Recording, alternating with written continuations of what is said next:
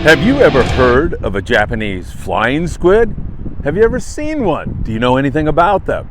That's the reason for today's report. That and the fact that a fisherman up in Oregon actually found some of these unique critters here recently, and we're very good friends with him. Pat Whitaker, who used to run boats here in Southern California, stumbled across these really unique creatures. All right, let's talk about these creatures first of all, because you don't see them around here. Geographically, you'll find them in the northern Pacific Ocean near Japan. There's also a lot of them along the entire coast of China, all the way up to Russia.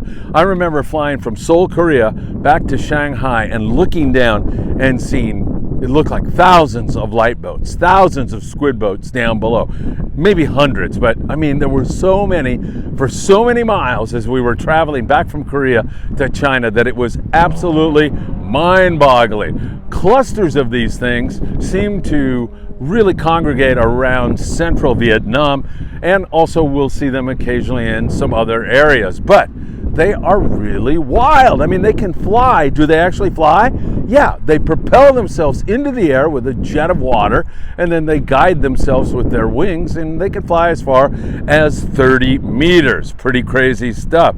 And I'll tell you also, as most squid have 3 hearts, and they are really an enigmatic creature. We don't know a lot about them. We do know, however, that their lifespan is only about 1 year, and they mate and then they croak. So about 1 year and they're bye-bye, they're out of here. So they don't hang out for very long. So Pat Whitaker was a guy, a fisherman, who's out albacore fishing, and he started to see these Japanese flying squid. He captured a couple of them, and he's thinking to himself, my God, fame, fortune await me. Somebody is I've never seen these in all the decades I've been fishing, he was saying to himself. This is an incredible find. And to give this some historical context, the first guy that ever reported on seeing these things was Thor Heyerdahl in 1947. He was trying to prove the feasibility of taking a raft across the Pacific, which he did prove. But on that voyage, he saw these things and wrote about them. He wrote about how unique it was to see these squid flying. And of course, they do that for one reason, to maybe that's a little hobby of theirs, maybe they get fun, but of course to avoid predation by several creatures, they're able to fly away. So Whitaker had in his head, am I the next Thor Heyerdahl? I'm going to take these in. At the very least, I'll get a scoop of ice cream, maybe a cookie. But I really want to end up in the newspaper or perhaps a scientific journal. And so Whitaker took these enigmatic squid in, this rare catch, something he's never seen, especially in this area, about 100 miles off Newport, Oregon. And Whitaker found a Fish and Wildlife official, and he walked up to him. He was proud, he was so happy, and he said, look what I caught.